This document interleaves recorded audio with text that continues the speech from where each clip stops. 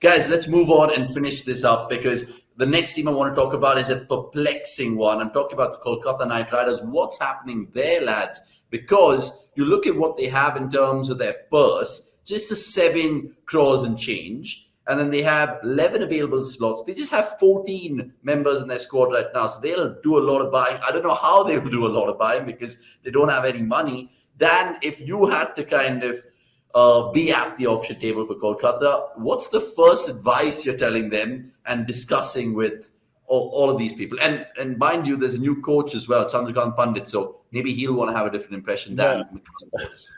I think being at the KKR auction table is a very tricky proposition because they've got hardly any money and they need to buy about 10 players.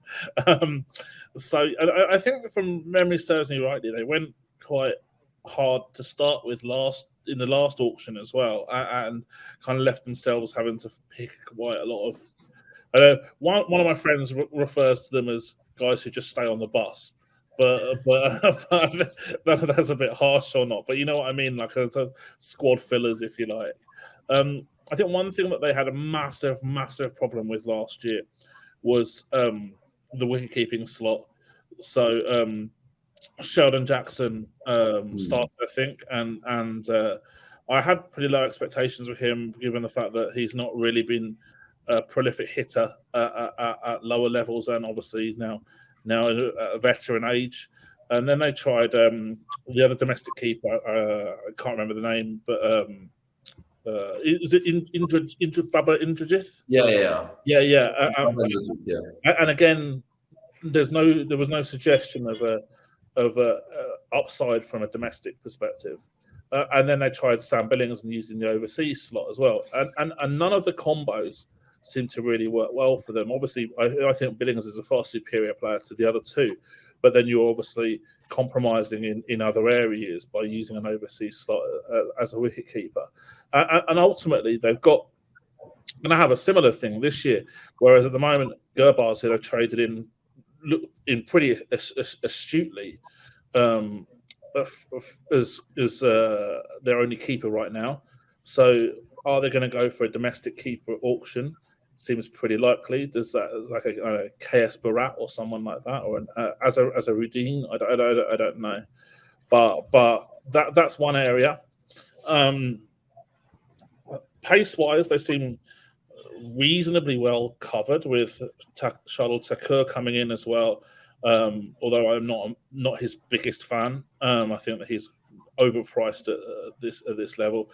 I don't look at him as a reliable 4-over bowler, and his hitting is not good enough to make up for that. So if you compare him to someone like Daniel Sams, for example, I think that their bowling isn't that dissimilar, but Sams is a far superior hitter, which kind of helps him kind of negates the bowling issue to some extent. They've also got Tim Southey, Umesh Yadav, Lockie Ferguson, and perhaps a little bit from Venkatesh Iyer and Andre Russell as well. So the paces, I think, are pretty well set. They're going to need a lot of output from Sunil Narayan, Varun Chakravarti with the spin.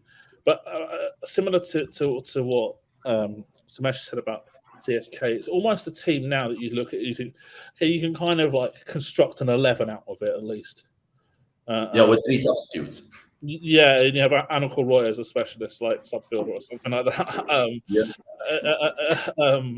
But yeah, I think that probably batting, bit of spin cover, and a keeper would be probably the priority, I would have thought.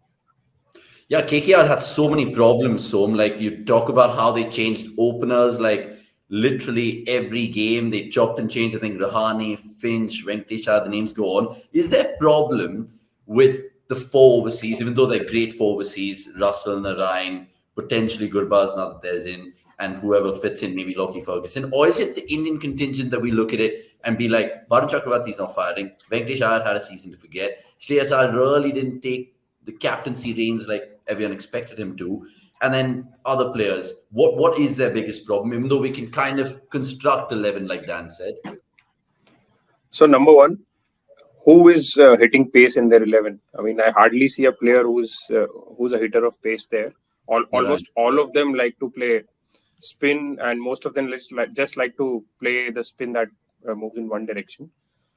So I mean, there is a serious miss there that teams can easily just front load pace against them and just derail their batting.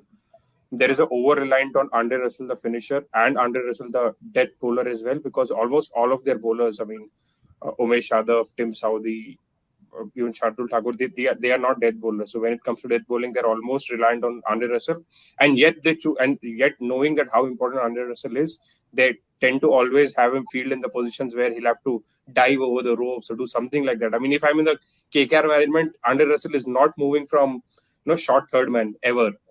Because you stay there, you move as little as possible. So these two things. The only good thing about KKR is they don't have a royal in their name, because they are in a royal mess at the moment. What is your KKR 11 then? Be honest with me. Does Rinku Singh feature all these? Yeah, of course. Rinku Singh was the find of the season last time around. I mean, they have to open with Gurvaz and Venkatesh Iyer, then Shreyas Iyer, Nitish Rana, Rinku Singh, Russell at 6, Narayan 7, Shardul 8, Umesh 9, and then Varun Chakravarti and Lockie Ferguson to finish. That's not too bad. That's not too bad, Not too bad. I was just saying that it doesn't look too bad, but if you look at their middle order, they have one player after the other coming who cannot play short balls. Shreyas Iyer, Nitish Rana, Andre Russell as well, Narayan as well. Rinku, we have not seen enough of him to judge him on that regard. But that is their main batting issue, and that is where I think they would want a batter who can hit short balls well. But I don't think there are enough options available on that regard in the Indian circuit. And to fill that hole, they will need to bring someone from the overseas lot. And for that, they will need to drop either one of Narayan or Andre Russell. And I think it is high time that KKR take that decision that, it is time to move on. Yeah, I mean, with 7 crores to buy so many players, let's see how they really go about it, because they might even kind of take a punt at Shakib Al Hassan again, dare I say. But look, that's KKR. I mean, there's actually one player who they can sort of, even with the low budget that they have, they might target is Will Smeed. Maybe that will also give them someone for the future. And I just have a feeling that not a lot of teams are actually looking for an overseas opener. So this might be a tactical buy, looking at not just this season but seasons to come. So you're saying Will Smeed will basically play instead of Gurbaz? I'm not saying that, because they'll need a keeper. And Will Smeed is not a keeper, but just looking at it from a forward perspective as well, it won't hurt KKR to actually invest in future talent, because a lot of their players are in the twilight of their career. I agree. Is there anything that they can do to fix their side for the upcoming season, or it's everything from a future perspective? Dan? I mean, if they can find KS Bharat as a keeper, they can actually play Will Smeed in this season as well. So if you look at their overseas, right, Russell and Narayan both 34. They turned 35 during the tournament. Southey 34. Ferguson will be 32 by the end of the tournament next year. That's not future-proof at all. And so I agree with Somesh about this. And I don't think teams do it enough. I think that a lot of teams have more of a win now mentality, and perhaps that's because the coach is scared of getting fired. Probably, I think that's probably understandable if they don't have that job stability. And I do like the opportunity for teams to pick up the future stars like a Will Smeed. Is definitely one name who you would definitely put in that bracket. The question for me is there anyone in the KKR management group who's going to be aware of a guy like Will Smeed?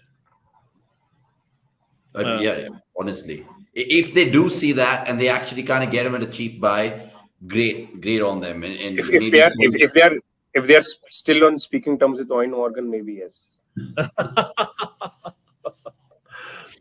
I I guess that ship has sailed, but look, I could be wrong. Guys, look, let's move on swiftly then, because this is getting an elongated Kolkata chat. But Kolkata fans, look, we're with you. Good luck for the auction.